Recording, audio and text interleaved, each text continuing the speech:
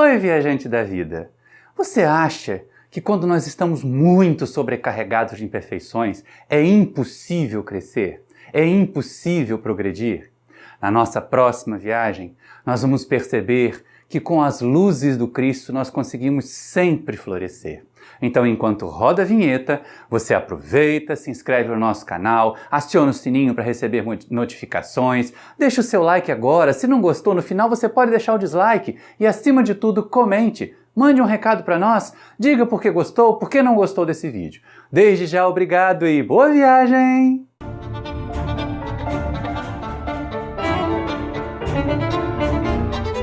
Queridos irmãos, queridas irmãs do Centro Espírita Paulo de Tarso, que Jesus nos envolva, nos aconchegue nesse momento de trabalho. Quando nós trabalhamos muito tempo num centro espírita, é fácil observar. Chegam algumas pessoas com problemas, com sofrimentos, e elas são atendidas, sentem a melhora e se empolgam. Querem logo fazer parte das atividades, só que à medida que o tempo vai passando, as velhas imperfeições que ainda não foram superadas começam a dar sinais de resistência. E aí nós vemos muitas pessoas, muitas criaturas desistirem, saírem da casa ou então dizer assim, eu não consigo, eu estou aqui já há tantos anos e ainda tenho essa imperfeição, ainda tenho aquela imperfeição, é mais forte do que eu. E frequentemente quando a gente diz é mais forte do que eu, é porque a gente não está fazendo força suficiente para superar as imperfeições.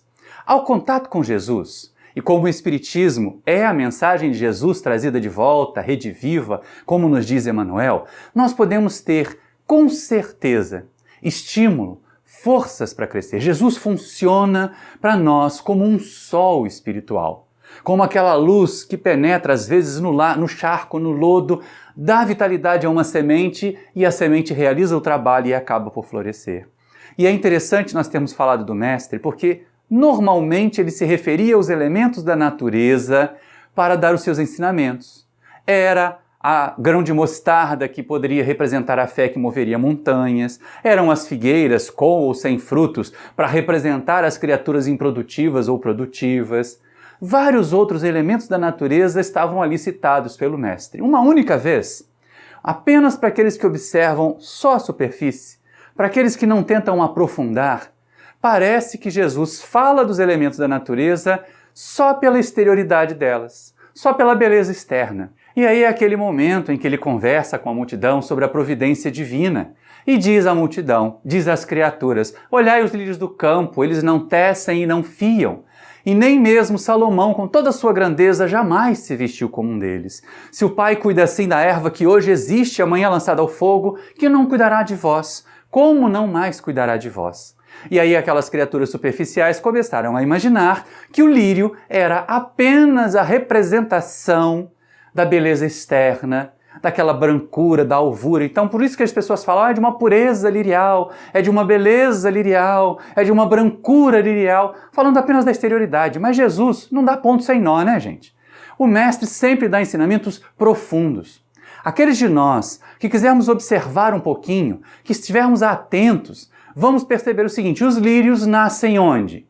Normalmente em torno de terrenos encharcados, em torno de onde existe lama, em torno de onde existe lodo, água acumulada. Então o Mestre nos ensina que o lírio não é apenas o símbolo da beleza externa, mas é o símbolo do trabalho do Espírito para que ele se embeleze. Porque é exatamente o que acontece. Os raios do sol mergulham no lama, mergulham no lodo, acabam vitalizando uma semente, um brotinho. E esse brotinho então lança raízes, essas raízes se aprofundam, transformam a vasa fétida, material em decomposição, em seiva. E também lançam seus ramos acima da superfície, até que depois de algum tempo nos encantam com a beleza do lírio, nos encantam com o perfume do lírio. Então é um trabalho imenso. A luz do sol, aquele que vitaliza, tem apenas a função de despertar. E Jesus funciona para nós como um sol espiritual. Ele nos ajuda a despertar. E despertando em nós o potencial para o crescimento, o potencial para a felicidade, aqueles que têm vontade se desenvolvem. Podem até argumentar assim, mas é muito difícil. As criaturas que estavam lá, que receberam auxílio de Jesus, tinham o Mestre ao seu lado. E nós temos. Nós temos a doutrina espírita e nós temos os ensinamentos de Jesus que chegaram até nós até hoje. Então não há como nos desculparmos. Quantas vezes, quantas criaturas aportam as casas espíritas com o processo obsessivo já instalado, sofrendo amargamente, algumas até subjugadas por espíritos obsessores, que se apresentam cruéis, mas que na verdade podem ter sido as vítimas daquelas criaturas. E aí nós vemos as criaturas dizerem assim, eu estou aqui no centro porque vim fazer tratamento, boto meu nome na desobsessão, está muito difícil. Está muito difícil, mas se a gente não fizer nada para melhorar, vai ficar mais difícil ainda. E aí no Evangelho nós temos uma situação muito semelhante. Jesus, cruzando de barco o lago de Genezaré, vai aportar na província dos Gadarenos, que provavelmente na sua maioria não tinha uma população judaica, mas o mestre já ia realizar as suas demonstrações, levar a sua doutrina onde quer que fosse possível, principalmente para que aqueles que estivessem com ele observassem, percebessem a grandiosidade dessa doutrina.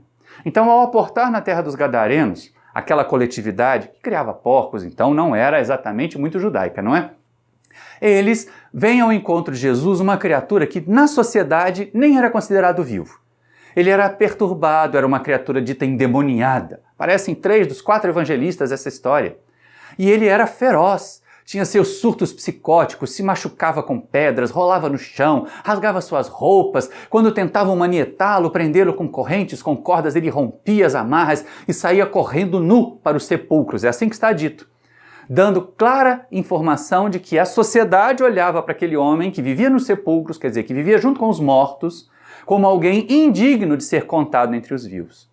E aí, como acontece frequentemente conosco, a luz atrai as criaturas, mesmo as mais simples, mesmo as mais simplórias, mesmo as mais atrasadas, como as falenas que às vezes ficam girando em torno de uma lâmpada até que ao tocá-la se queime, porque a falena, citadinha, não tem raciocínio como nós temos. E assim como acontece no mundo material, acontece no mundo espiritual. Jesus irradiava a sua superioridade espiritual. E aí os espíritos que perturbavam aquele homem, aquela criatura imensamente sofrida, vão ao encontro do Mestre.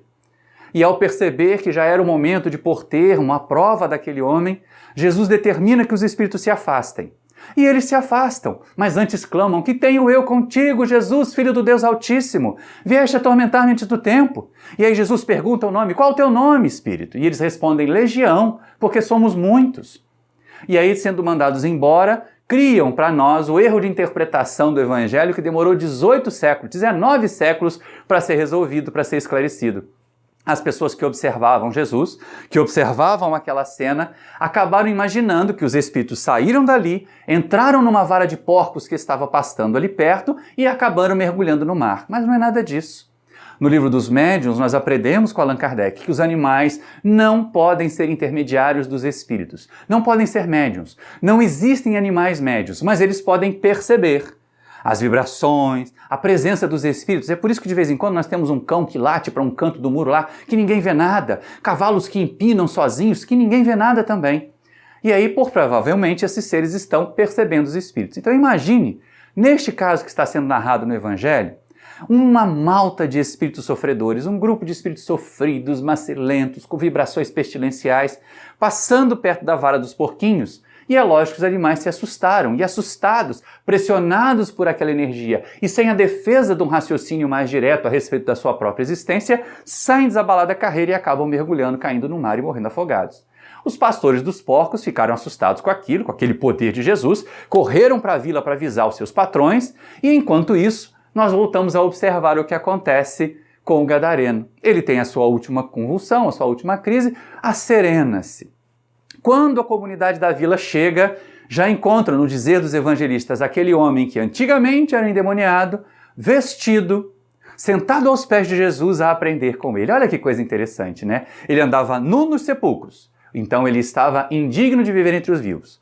E ao contato com Jesus, ao ser amparado daquela forma pela autoridade moral do Mestre, que foi capaz de afastar em definitivo os espíritos, a nossa não é assim, nós temos que convencer, conquistar os nossos espíritos obsessores para que eles não queiram mais nos perturbar, o homem passou a ficar são, vestido e a aprender com Jesus.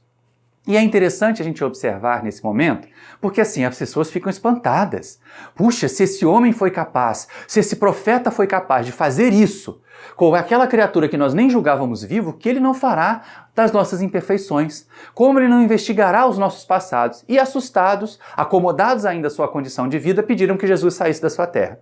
Quando o mestre volta ao barco, aquela criatura que havia sido perseguida durante tanto tempo pelos espíritos sofredores, acaba fazendo o que muitos de nós fazemos quando vamos ao centro espírita e nos sentimos bem, ao nos livrar de um processo obsessivo, ao encontrar alívio, porque nos livrar só quando nós mesmos já não tivermos mais as tomadas que vão ligar os obsessores a nós. Mas, ao sentirmos alívio, a gente se encanta com o médium que nos ajudou, com o presidente do centro que nos acolheu, com a casa mesmo, e nos tornamos devotos. Ficamos ali girando em torno daquelas criaturas, esperando novas benesses, com medo até de que se eles não estiverem perto de nós, tudo possa voltar. E aquele homem que havia sido endemoniado não tinha um pensamento diferente de nós. Quando Jesus embarca, ele diz assim, ai Senhor, deixa-me contigo. Ele não queria perder a presença de Jesus, a companhia de Jesus. Mas Jesus sabia que se ele o acompanhasse, seria apenas mais um dos muitos caçadores de milagres que já estavam atrás dele. Então ele disse assim, não, torna os teus, volta à tua família e diz a eles todo o bem que Deus te fez. E aí a gente percebe nitidamente a função do sol espiritual, é despertar a semente. Mas o trabalho de transformação tem que ser da semente. O trabalho de transformação tem que ser nosso. E olha só que coisa interessante, o homem realmente vai, retorna à sua família, mostra seus sacerdotes, e os evangelistas depois relatam que tempos depois, alguns anos depois, esta criatura foi vista pregando a mensagem do Evangelho na Decápolis, um conjunto de 10 cidades ou vilarejos de cultura muito grega, muito helenista. E ele levava então a mensagem de Jesus a esses seres. Não era assim? Que coisa interessante! Saiu da condição abjeta, de quase morto, de obsidiado, a de divulgador, a de disseminador da mensagem do Evangelho. Isso é muito interessante, graças ao contato com Jesus e à sua vontade de progredir e de evoluir. Porque Jesus não ficou ali ao lado dele, Jesus não ficou parado ao lado dele. A função do mestre é nos acordar, é nos despertar, é nos dar os instrumentos para que nós possamos evoluir. E aí a gente começa a perceber as pessoas dizendo assim, mas o meu problema nem é obsessão não, eu nem sofro tanto com obsessão. A minha dificuldade de cooperar no centro, de fazer alguma coisa mais útil, é porque eu tenho que trabalhar muito, é porque a vida está muito difícil, olha essa crise financeira aí, olha essa crise econômica que todos os países estão enfrentando. E aí também havia no Evangelho uma dessas criaturas que era um prisioneiro em gaiola de ouro. Ele vivia cercado de riquezas, abastado, era chefe dos cobradores de impostos em Jericó, por isso mesmo ele era mal visto pelos judeus, porque cobrava impostos para remeter aos romanos, ao invasor, ao dominador. Só que olha só que coisa interessante, não é? Ele, apesar de tudo isso, cercado de bajuladores, de tanto conforto, de tanta riqueza, ele se sentia vazio. Se sentia pobre. E ao ouvir falar de Jesus, um simples carpinteiro que andava, que perambulava com algumas criaturas, que dizia não ter uma pedra onde pousar a cabeça, esse carpinteiro oferecia o reino dos céus aos homens, àqueles que cumprissem a sua palavra. E então ele começou a arder de vontade de conhecer esse Jesus. Talvez esse Jesus preenchesse o vazio da sua vida. E não é que acontece? Determinado dia, lá em Jericó, vem a notícia de que Jesus ia passar por ali. Estava descendo de Jerusalém para Cafarnaum e ia passar dentro de Jericó. Então ele correu para as portas da cidade. Mas era baixinho e a multidão já estava aglomerada ali, os catadores de milagre, como a gente vê de vez em quando nos centros espíritas também. Bota uma placa lá de que vai fazer cirurgia espiritual que vai ficar pinhado assim. Bota um outro aviso de que vai ter reunião de estudos tematizados da doutrina, vão aparecer uns 5. Então as criaturas estavam lá na porta da cidade, na porta de Jericó, esperando Jesus entrar. E ele pensou com ele, olha, eu não vou ver Jesus, já sou baixo, tem essa montanha de gente na minha frente. Então o que faz desse homem? Aquilo que nós deveríamos fazer. Ele se destaca da multidão. Ele deixa de ser parte daqueles que simplesmente estão ali aglomerados, esperando favores, sem nada fazer. Mais que isso, ele faz um esforço danado e sobe numa figueira brava. Fica esperando, porque ele sabia que Jesus tinha que passar por ali. Eu fico imaginando, Jericó devia ser um vilarejo, uma praça principal, todas as ruas convergindo para ela e depois saiu da cidade, né? Bem como acontece lá no interior de Minas, que a gente tem umas cidades que a placa de bem-vindo está escrito logo atrás, boa viagem, porque tão pequenininha que elas são.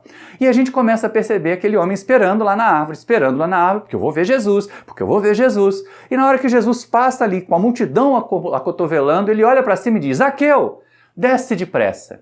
Hoje me importa hospedar-me em tua casa. Olha que coisa interessante. Não apenas ele viu Jesus, como Jesus ouviu e se convidou para se hospedar na casa dele. Então ele desceu depressa e vamos parar aqui um instantinho, antes da gente ir adiante, para analisar esses símbolos. Aquelas criaturas que realmente querem crescer, fazem esforços. O esforço de Zaqueu para subir na árvore é uma tentativa espiritual de ser notado pelos benfeitores. Fazer por merecer ser visto e não apenas seguir ali a cata dos benfeitores catando milagres, esperando que eles resolvam os nossos problemas. Pois bem, da mesma forma como nós fazemos esforços para nos elevar e ser percebidos pelos benfeitores espirituais, na hora de trabalhar, a gente tem que descer, a gente tem que ir para a casa da gente, a gente tem que estar aqui no meio em que a gente está. Porque são esses e nesse meio que nós vamos encontrar as pessoas necessitadas para receber a ajuda que nós podemos dar depois de havermos conquistado a compreensão que Jesus nos dá da sua doutrina de amor e paz, que a doutrina nos proporciona também para compreender melhor a mensagem de Jesus. Então Zaqueu desce, vai à sua casa, prepara uma ceia para Jesus. Ele estava sendo honrado, estava sendo distinguido por receber Jesus em sua casa. E ali montando-se em torno da mesa, conversando, comendo alguns acepipes, Jesus fala do reino dos céus, comenta a respeito da grandeza de Deus, e Zaqueu vai se empolgando. Zaqueu vai se empolgando com aquela história e em determinado momento ele diz assim: Senhor, eu dou a metade de tudo que tem aos pobres. E se a alguém eu causei dano, eu defraudei, eu vou restituir quadruplicado. E aí a gente percebe que coisa interessante, porque Jesus se ergue e diz: bem-aventurado, porque este também é filho de Abraão. E o Filho do Homem veio para os enfermos e não para os sãos. Deve ter deixado os fariseus furiosos, porque ele igualou um publicano aos filhos de Abraão, aos filhos do chamado povo escolhido. E coloca a necessidade que aquelas criaturas que são sofredoras, que mais necessitam, recebam assistência. Estejam assistidas por Jesus, pelos trabalhadores do bem, por aqueles que cerram fileiras com o Mestre. E assim aconteceu. Jesus ceou na casa de Zaqueu, foi-se embora, e Zaqueu ficou ali em Jericó, com os dois desafios que ele se havia proposto. O primeiro é moleza, né, gente? Dar metade da fortuna para os pobres, ainda sobrava a outra metade que deveria dar para viver com bastante conforto. Mas só isso já foi suficiente para que os bajuladores, para que os familiares se enfurecessem com Zaqueu, porque ele estava dilapidando a fortuna da família, estava enlouquecido, fascinado por aquele profeta. A dificuldade maior era a segunda promessa: procurar as pessoas que ele havia prejudicado, calçar a cara de humildade, reconhecer que havia feito coisas erradas, bater na porta e dizer: olha, fulano, eu te prejudiquei, eu te cobrei errado, mas está aqui, 4 vezes o dano que eu te causei. Corri o risco de ser enxotado, corri o risco de apanhar, corri o risco da criatura não aceitar o pedido de desculpas, mas ele fez a si mesmo e passou aquela existência inteira se dedicando a Jesus, se colocando a serviço do Mestre, ao ponto de todas as vezes que Jesus precisava de alguém para exemplificar o desapego aos bens terrenos, ele convidava Zaqueu a cooperar com ele. Tempos depois, como rezam as lendas do mundo espiritual e como a literatura espírita também já aponta para nós, Zaqueu renasce no dia 29 de agosto de 1831, lá em Riacho do Sangue, no Ceará, e vem realizar sua atividade, sua missão de desprendimento aqui no Rio de Janeiro, na figura amorosa do médico dos pobres, o Dr. Bezerra de Menezes. Um verdadeiro lírio, um grande lírio da disseminação de uma mensagem de paz, de amor, do serviço ao próximo acima de tudo. E algumas pessoas podem dizer: mas assim é muito fácil. A prisão material, basta que eu me desapegue. O obsessor, basta que ele se afaste. Mas e quando são as minhas tendências? E quando são as minhas inclinações infelizes que me perturbam, que me atormentam? E aí a gente pode dizer assim: bom, vai dar trabalho, vai ser uma luta contra você mesmo, mas ela é possível de ser vencida. Há uma história que aparece no Evangelho de João que é muito cara, é muito querida a todos nós, porque ela mostra, e Kardec também a trabalha no Evangelho segundo o Espiritismo, tamanha a sua importância, lá no capítulo 10. E a gente percebe o seguinte: como ela é importante. Jesus, como diz João, conversava com o povo ali em torno da praça, em frente ao templo em Jerusalém, quando de repente a multidão abre um claro e um grupo de pessoas enfurecidas chega arrastando uma mulher pelos cabelos. Jogam essa mulher aos pés do mestre e com isso a acusação: mestre, esta mulher foi flagrada no ato do adultério. Manda a lei de Moisés que se lapidem as adúlteras. E aí provavelmente nós que estávamos lá olhando, ou muito parecidos como nós somos hoje, que estavam imaginando assim: nossa, esse Jesus está falando, o reino dos céus é maravilhoso, nós vamos até lá. De repente tinha um linchamento, tinha um apedrejamento, essas mesmas criaturas que estavam lá no céu agora voltam para a terra e começam a catar pedra para poder apedrejar a adúltera. Jesus tomou uma atitude totalmente diferente. Ele não é Maria vai com as outras, que me perdoem as Marias, né?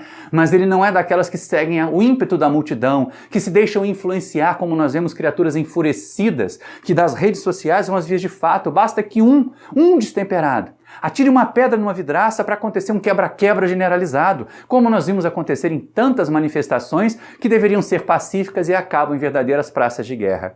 E aí Jesus faz diferente. Enquanto todos estavam ali temerosos, enfurecidos, indignados uns, temerosos outros, ele se abaixa e começa a escrever com o dedo na areia. Ele tem uma atitude diferente. Ele se isola, ele se distancia da ansiedade, das aflições e lá escreve com o dedo na areia, conversando consigo mesmo, refletindo. Só que os acusadores estavam ali também para testar Jesus, para colocá-lo contra a parede, ou contra a lei de Moisés e jogar contra ele os judeus mais arraigados, mais conservadores, ou seus próprios seguidores. Que se ele aderisse à lei de Moisés e mandasse apedrejar a adúltera, os seguidores que tinham ouvido falar de paz, de amor, de perdão, já iam desconfiar dele.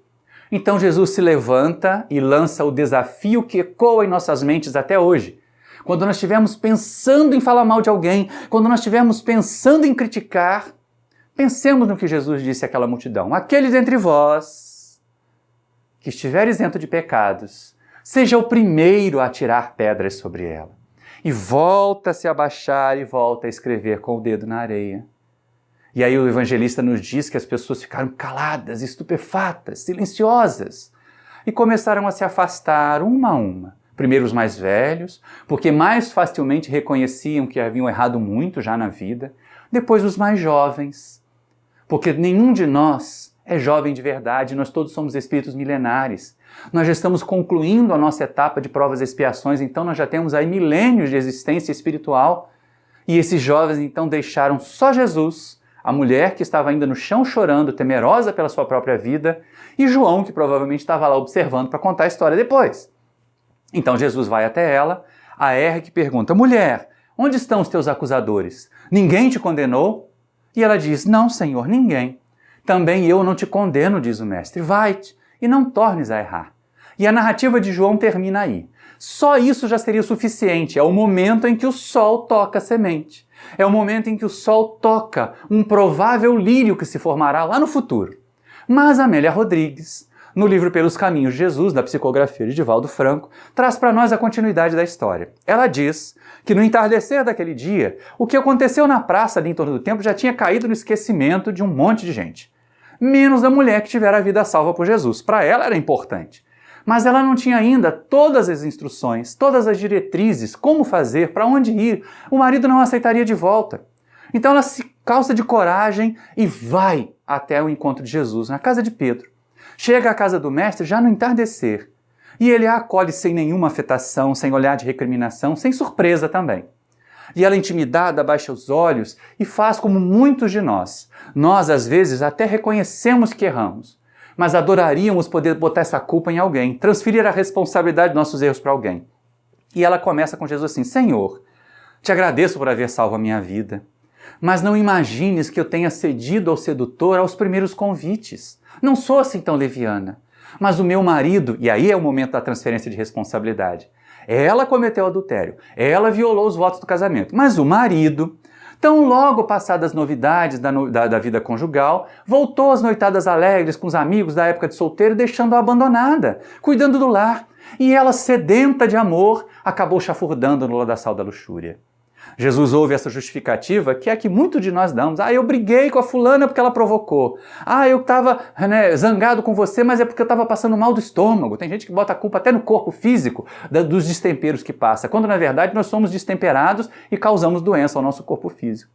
E aí o mestre diz a ela a verdadeira lição de vida. Teu marido é um homem doente, inserido numa sociedade também enferma. Ele não pode te estender mão amiga como poderás fazer por ele se souber edificar a tua vida.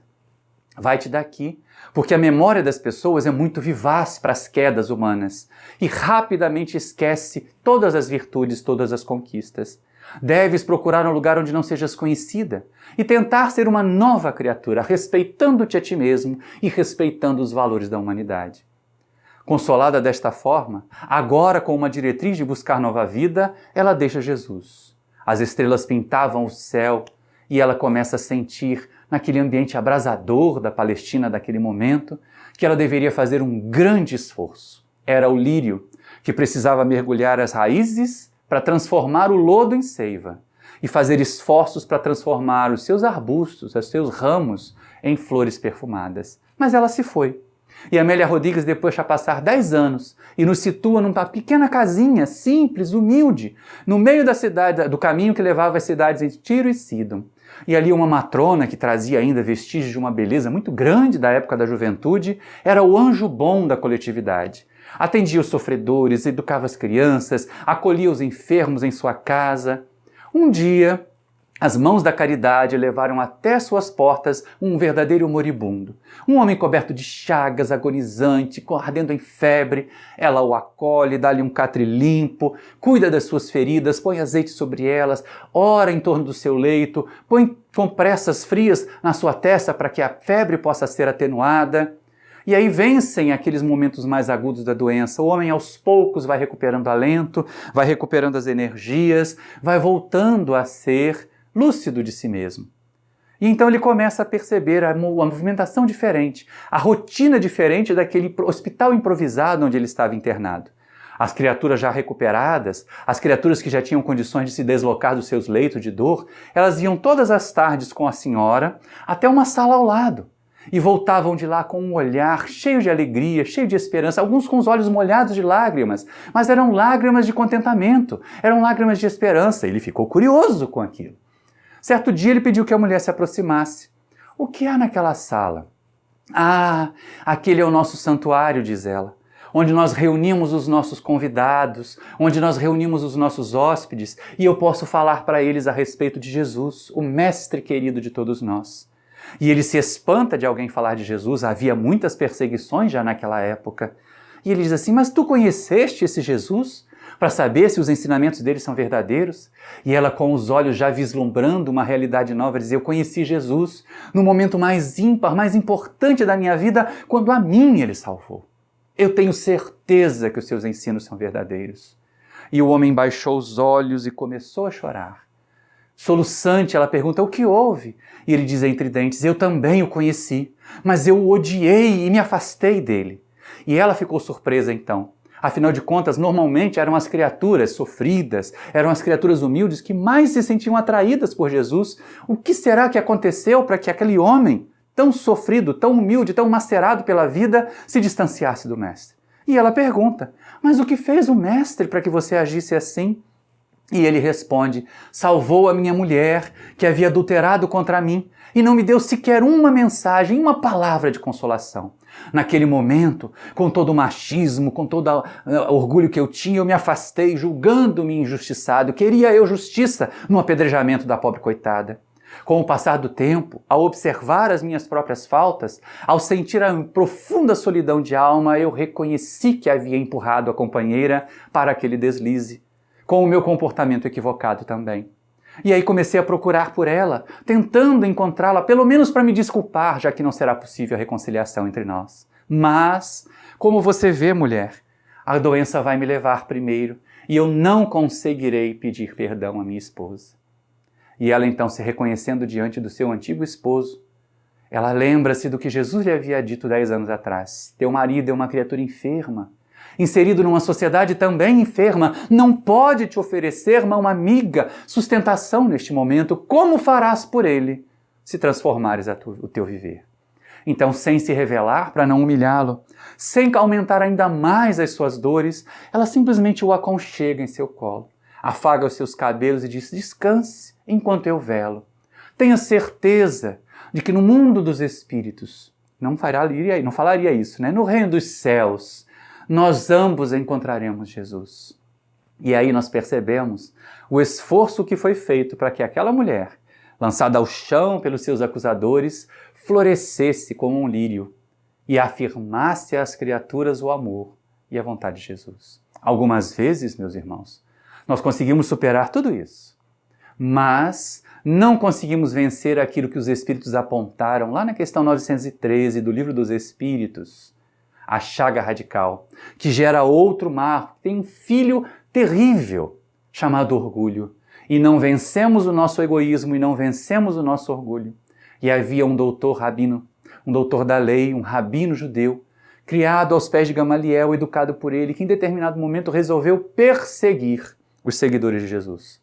Atacar a doutrina do mestre porque ele imaginava que só a doutrina de Moisés era cabível para o mundo inteiro. Isso é orgulho, isso é imensa vaidade, é incapacidade de reconhecer a própria inferioridade diante de uma proposta melhor, diante de uma proposta superior.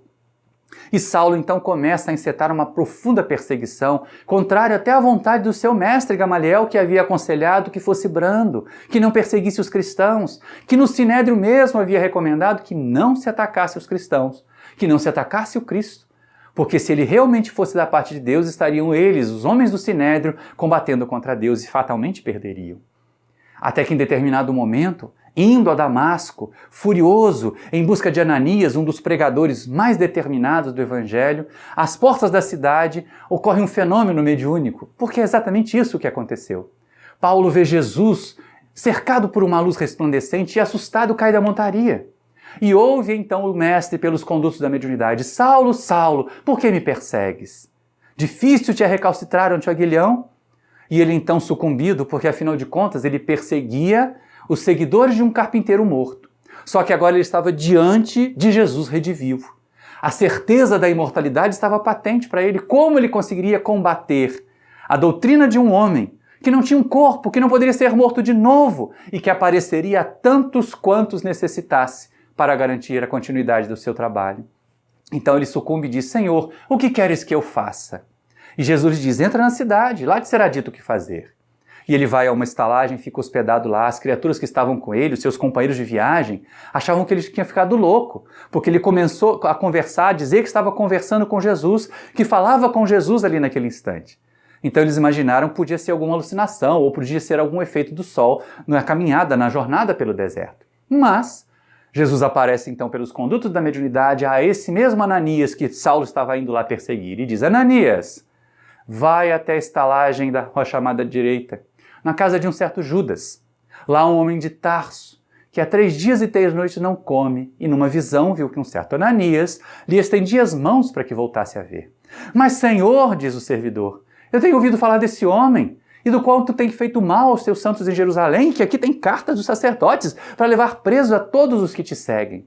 Vai, Ananias de Jesus, porque ele é para mim um vaso escolhido. Falará aos poderosos da terra, falará aos gentios, e eu o mostrarei o quanto deve padecer por amor do meu nome.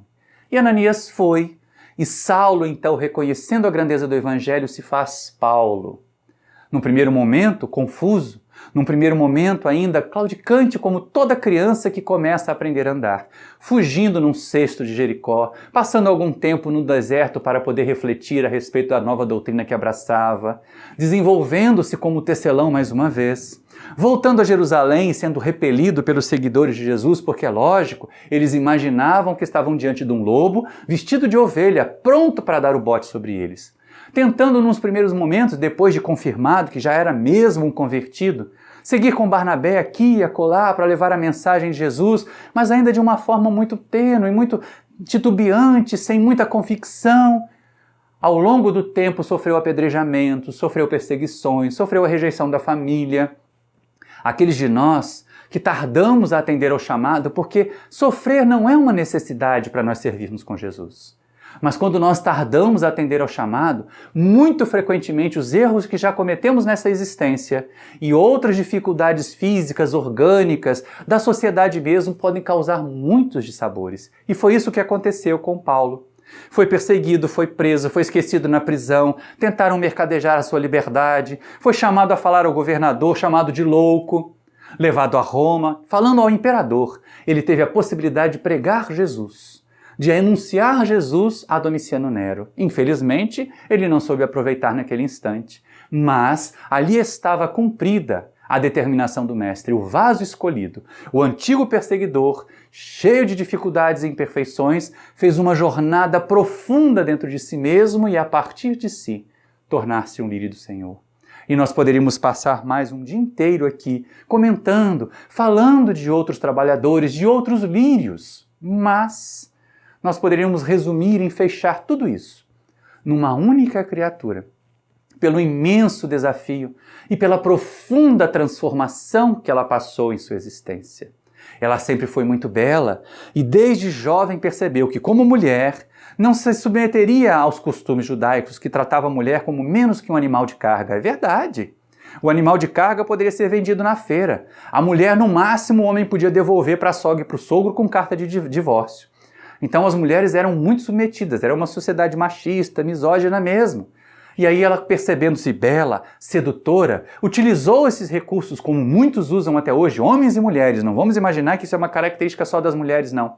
Usam a sedução para obter favores, para fazer conquistas, provocando um profundo vazio. Ela vivia num palacete, é verdade, cercada de joias raras, de perfumes exóticos, mas intimamente era muito infeliz. Nas festividades, no seu palacete, que funcionava mais ou menos como uma casa onde as pessoas iam buscar prazeres, onde outras companheiras compartilhavam com ela também os mesmos princípios, ela estava em festa, dançava, se exibia com sorrisos, mas nos momentos de solidão, que profunda dor Maria sentia.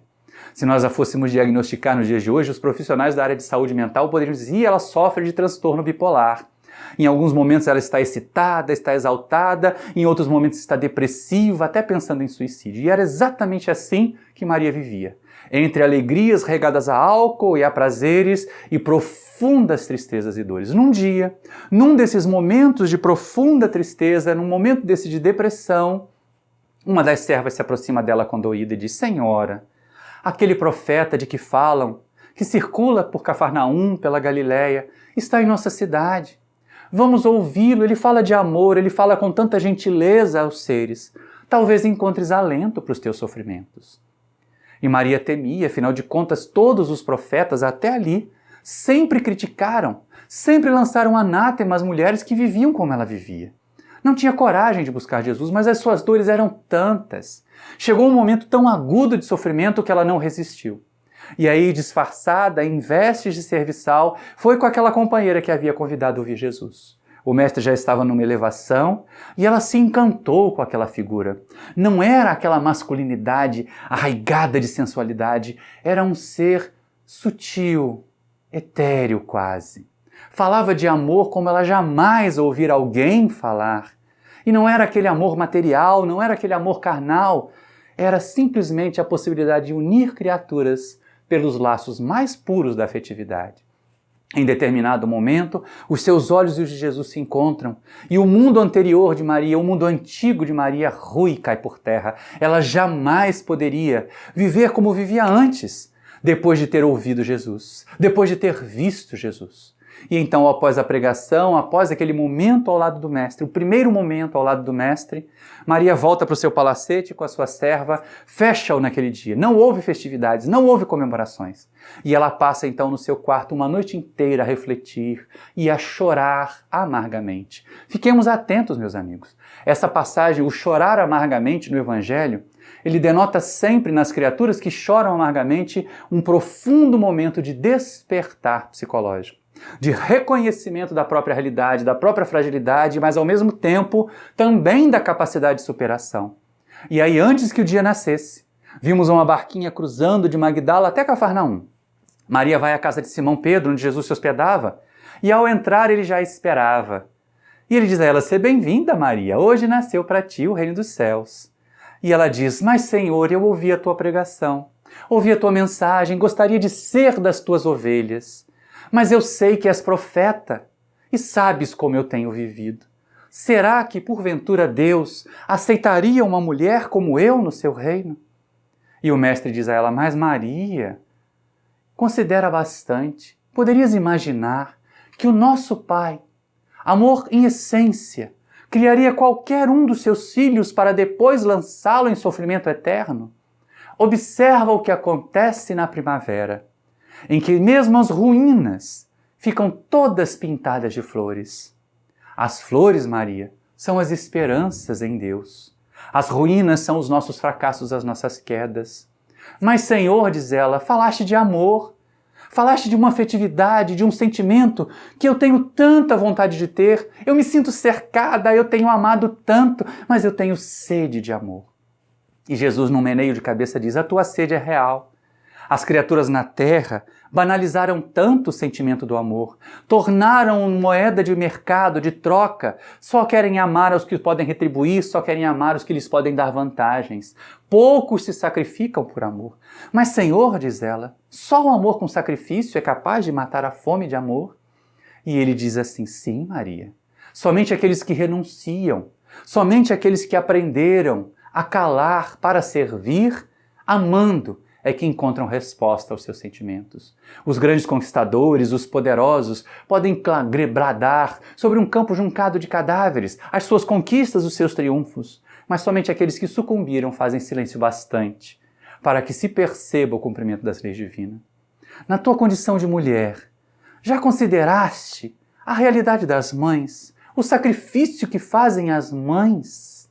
Não são elas que cultivam o jardim da vida?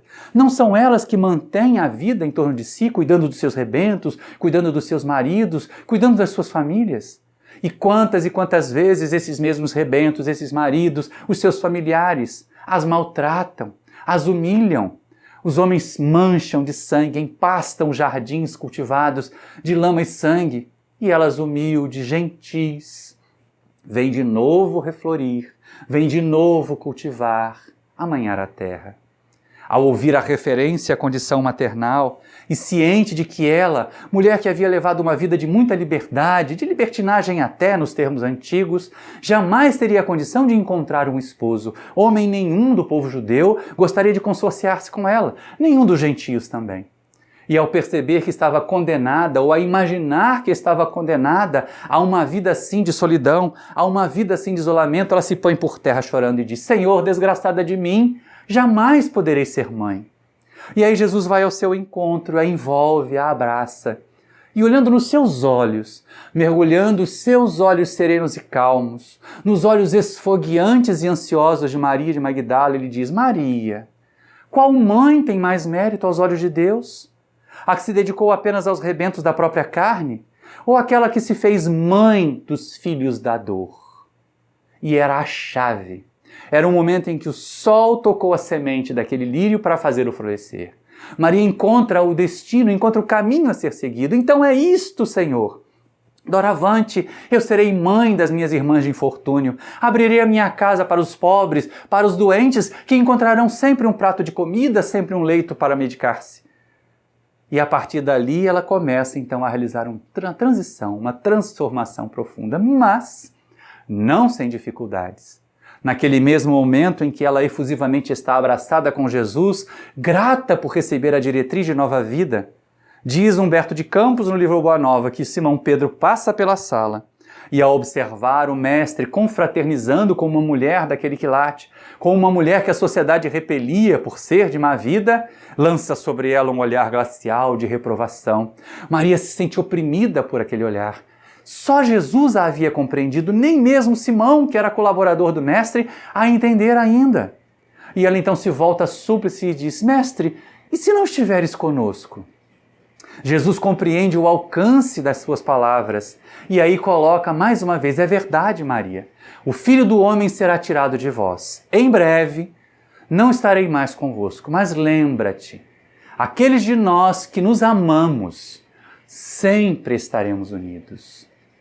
E ela, ao preparar-se para se retirar, ao retomar a sua jornada, a soleira da porta ainda ouve Jesus dizer: vai, Maria, sacrifica-te, ama, árduo é o caminho, estreita é a porta, mas é necessário crer e amar somente. E ela foi para se renovar, foi para se transformar, era vista frequentemente acompanhando Jesus, aprendendo com ele, sorvendo e absorvendo os seus ensinamentos. Aquele momento belo descrito nos evangelhos, da pecadora que se aproxima num banquete em casa de Simão em Betânia, que lava os pés do mestre com suas lágrimas, que derrama bálsamo sobre ele e enxuga com seus próprios cabelos. Ali era Maria de Magdala, a buscar, na gratidão que sentia por aquele mestre, do amor diferente que ela recebia dele, a maneira de retribuir. Mas, como o próprio Jesus havia dito, haveria momentos de dificuldades, haveria as provas. E ele foi então preso, condenado, crucificado. Quanta dor Maria sentiu! Corajosa foi ter com ele aos pés da cruz, e apenas outras duas criaturas estavam ao seu lado: João, o jovem discípulo destemido, sem preconceitos, e Maria de Nazaré, movida pelo encantamento, movida pelo afeto maternal. Maria ainda tem a oportunidade de, antes que Jesus expirasse, deixasse o corpo físico, ouvir o Mestre dizer a Maria, sua mãe: Mãe, por que choras? E ela clama: Meu filho, o que fizeste contigo? E ele diz a ela: Mãe, aí está o teu filho. Era João. E a João ele diz: Filho, aí está a tua mãe, irmanando a todos nós, garantindo que aquelas criaturas continuariam juntas com ele na afetividade que ele havia ensinado. E Maria então, após tudo terminado, após tudo consumado, retorna à sua casa, triste, chorosa, enlutada mesmo. Passa aqueles dias a chorar, a lamentar, e como muitos de nós, como muitas criaturas ainda equivocadas na Terra, imaginava que nós somos aquele corpo que nós temos. E que se ela estivesse mais perto do corpo de Jesus, talvez sentisse menos dor, sentisse menos saudade. E um dia ao amanhecer vai ao encontro do corpo do Mestre. Chegada ao sepulcro, ela observa que estava aberta, a pedra tinha sido removida, havia apenas tecidos no chão, e ela começa a procurar onde estava Jesus, até que atrás de si alguém pergunta: Mulher, por que procuras entre os mortos aquele que vive? E aí ela, voltando-se para ele, achando que era simples cuidador daqueles jardins, daquele lugar mortuário, diz: Senhor, se levaste o corpo do meu mestre, diz-me onde está, e eu o buscarei. E aí ele diz assim: Maria, se identifica com uma única palavra. E ao perceber-se diante de Jesus, exultante, com os olhos brilhantes de alegria, Maria clama: Rabone, mestre, estás vivo! E ela recebeu dele a determinação de buscar os irmãos e anunciar a imortalidade. Olha que coisa interessante, meus amigos, minhas irmãs. Jesus confiou tanto na transformação desse espírito, tanto na capacidade que ela tinha de se renovar, que a escolheu para ser a portadora, para ser aquela que anunciaria a vitória sobre a morte. Nós não somos o corpo que temos, somos espíritos e prosseguiremos. Vieram momentos de grande felicidade, de grande alegria. Jesus estava de volta, num corpo diferente, é bem verdade. Mas Jesus estava de volta. Poderia informá-los, poderia orientá-los de novo, até que o Mestre finalmente retorna às paragens espirituais, deixando aos discípulos, agora alçados à condição de apóstolos, a determinação de levarem a sua mensagem, de continuarem a sua obra. E que coisa interessante vemos acontecer. Eles começam a se dispersar. Em Jerusalém, as perseguições eram intensas. Na Galiléia, muito pequena, muito esquecida ainda dos grandes centros, a mensagem de Jesus corria o risco de se perder. Então eles foram se distribuindo por várias cidades, ainda no meio do povo judeu, para levar a mensagem de Jesus. Quando os dois últimos resolveram deixar Cafarnaum, procurando realizar tarefas próximas de Jerusalém, Maria pediu para ir com eles. E aí o preconceito, o machismo, a misoginia falaram mais alto. Não, tu não podes ir conosco, disseram eles. O teu passado comprometerá o nosso trabalho, dificultará a nossa tarefa. E Maria se viu sozinha em Magdala, sozinha na Galiléia, tendo que trabalhar, fazer esforços, se resistir à sedução dos seus antigos amantes, dos seus antigos parceiros, para voltar à vida de quedas, porque era isso que eles lhe ofereciam. Ver portas se fecharem quando buscava um trabalho humilde, porque as matronas tinham receio que com o seu passado os seus maridos se encantassem por ela e elas os perdessem. Mas mesmo assim Maria resistiu a tudo isso. O seu amor por Jesus era mais forte do que qualquer adversidade que ela estivesse enfrentando. E assim foi tocando a sua vida, sentindo imensa saudade do Mestre, mas ao mesmo tempo se sentindo amparada por ele. Um dia, diz Humberto de Campos, um grupo de leprosos vindo de Dalmanuta chegou a Magdala. Procuravam por Jesus. Todas as criaturas os escorraçavam, ninguém queria contato com os imundos. Ela foi ter com eles. Vocês procuram Jesus, o que querem? Nós procuramos Jesus para que ele nos cure da lepra, diz o líder do grupo. E ela diz assim: mas chegastes tarde. Mataram o nosso mestre. Não entenderam a sua mensagem e o crucificaram. E como que fulminados por um raio de desesperança, os leprosos se deixam tombar na areia. E Maria, tocada de compaixão por eles, começa a falar: mas não desesperem. Há muito que Jesus nos ensinou. Há muito a esperar, há muito a buscar. O reino dos céus está de portas abertas para todos nós, principalmente para os mais humildes, para os mais sofredores. E foi aquela noite inteira contando ideias, contando histórias a respeito de Jesus. E ela viu se acender nos olhares daquelas criaturas, daqueles homens, daquelas mulheres, até crianças. Um facho de esperança. Com Jesus, talvez a sua miséria física não fosse reproduzida em miséria moral, em miséria espiritual. Mas, ao amanhecer, as autoridades determinaram que eles fossem dali, que eles fossem para Jerusalém, onde deveriam viver os leprosos, onde deveriam viver as criaturas imundas. E antes que eles sumissem numa curva do caminho, Maria, ao observá-los, a se despedir deles, ouve como no seu conduto da alma Jesus lhe dizer: mas Maria, qual mãe tem mais mérito aos olhos de Deus? A que se dedicou apenas aos rebentos da própria carne? Ou a que se fez mãe dos filhos da dor? E ela então corre ao encontro deles e diz: irmãos, esperem! E vai com eles a Jerusalém. E se coloca no Vale dos Leprosos junto com eles, levando para todos que ali residiam a mensagem de Jesus. O carinho do Mestre pelas criaturas, o amor de Jesus acende a esperança, e aquelas criaturas exiladas, mortos-vivos no conceito da sociedade, começam a buscar novos motivos de alegria. As crianças mandadas para o vale porque seus pais eram doentes, embora elas não fossem, que não tinham alegria de viver, que não brincavam, passaram a brincar, aprendiam com Maria a ter esperanças. E assim foi se dobrando uma década sobre outra década, o tempo foi passando e ela foi se tornando a benfeitora daquele ambiente. Até que um dia, ao banhar-se, ao preparar-se para a sua pregação da tarde, ela percebe uma mancha violácea sobre o seio.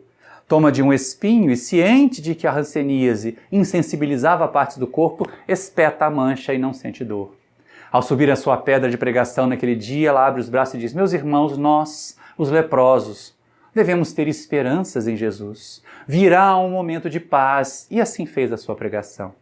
A doença rapidamente consumiu a sua beleza, fez e avançou sobre o seu corpo. Ela que antes se sentia uma leprosa moral, agora expurgava através do corpo físico aqueles últimos resquícios de inferioridade que julgava ter a culpa, porque essa talvez seja a nossa pior adversária. Nós nos sentimos culpados por havermos errado, e ela talvez estivesse ali expurgando na doença do corpo a culpa que ainda sentia. Quando percebeu, depois de alguns anos, que não permaneceria por muito mais tempo na terra, teve saudade dos irmãos dos primeiros momentos do Evangelho. Mas quem a acolheria? Quem a aceitaria? Só duas pessoas vieram à sua mente. De novo, Maria de Nazaré e João, o evangelista. Mas eles viviam em Éfeso, era tão longe, era tão difícil chegar lá, ainda mais para ela leprosa. Mesmo assim, resolve encetar a caminhada, se despede dos seus irmãos do vale, segue por caminhos secundários para evitar os muito movimentados, porque os leprosos tinham que andar com uma sineta para alertar que estavam impuros, que por ali passavam impuros, corriam o risco de ser apedrejados. Quando, depois de muitos dias de caminhada, passando fome, frio, sede, Maria vislumbra o casario de Éfeso, o corpo já demais combalido não aguenta mais, e ela tomba, desfalecida. Ainda é acolhida por um casal de cristãos que a socorre, que lhe dá alimento, que lhe dá água e que monta uma tenda para que ela possa ter as suas últimas noites, os seus últimos dias de vida. Teve ainda a oportunidade de reencontrar-se com Maria de Nazaré, a Mãe Santíssima, que a aconchegou em seu regaço, que acariciou seus poucos cabelos que ainda sobravam. Pôde rever João, não mais um menino, mas um homem, a liderança verdadeira do movimento cristão na região de Éfeso.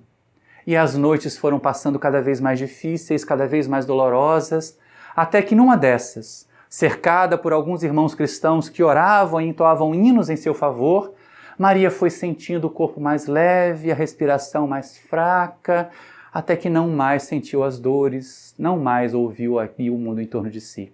Repentinamente se sentiu transportada de novo a Cafarnaum. Seus pés estavam descalços e tocavam a areia da praia. Ela estava recostada numa alcaparreira, ouvindo os pássaros pipilarem ao entardecer. De repente, uma silhueta se coloca diante dela e ela percebe que é Jesus. Mestre Rabone, estás vivo! E finalmente se lança ao abraço com ele, jubilosa. Ela não havia entendido ainda. Jesus a abraça e diz: Maria, já passaste a porta estreita. Agora vem, eu te espero aqui. E a leva para o refazimento necessário no mundo espiritual, para que ela fosse chamada a servir com seu mestre amado todas as vezes que fossem necessárias, e quantas outras encarnações ela não deve ter tido, para exemplificar para nós na Terra o amor por Jesus. Meus queridos irmãos, minhas queridas irmãs, nós teríamos muitos mais lírios para citar, mas nós também podemos ser lírios, se para eles, no tempo do Mestre, em que era tão difícil, e mesmo sem Jesus, depois da partida do Mestre, fizeram os esforços, conseguiram se transformar, quando seguir Jesus era pôr a vida em risco, para nós é muito mais fácil. Para nós ser cristão é chique, ser espírita é chique, vira até tema de novela, vira série da Netflix. Então nós podemos sim, desde que façamos os esforços. O sol do Cristo, a luminosidade espiritual nós já recebemos, através dos condutos da doutrina espírita, ainda com mais clareza, com mais facilidade de compreensão. E ouvimos a cada palestra, a cada livro, a cada novo convite para o trabalho, como se Jesus dissesse: vai Maria, vai Maurício, vai Teresa, vai Joana, vai José, sacrifica te ama. Árduo é o caminho, porque ainda estamos num planeta inferior. Estreita é a porta, poucos são aqueles que querem passar por ela. Mas é necessário crer e amar somente. E assim, se fizermos a nossa parte, e assim, se conseguirmos mergulhar as nossas raízes na inferioridade de nós mesmos e transformar aquela vasa fétida em seiva, e ao mesmo tempo se colocarmos os nossos braços como ramos, em ação, em prol do bem, fatalmente transformaremos em lírios a nossa vivência. Nos transformaremos também nós em lírios do Senhor. E assim como aconteceu com aquela redimida de Magdala, talvez, ou por Jesus, ou por um dos nossos amigos espirituais, poderemos dizer: já passaste a porta estreita, amaste muito, agora vem porque eu te espero aqui. E encontraremos finalmente, meus irmãos, uma condição de mais paz, uma condição de mais alegria de viver, e os instrumentos necessários para transformarmos este nosso mundo num mundo de regeneração, num mundo de paz. Muita paz a todos e muito obrigado pela sua atenção.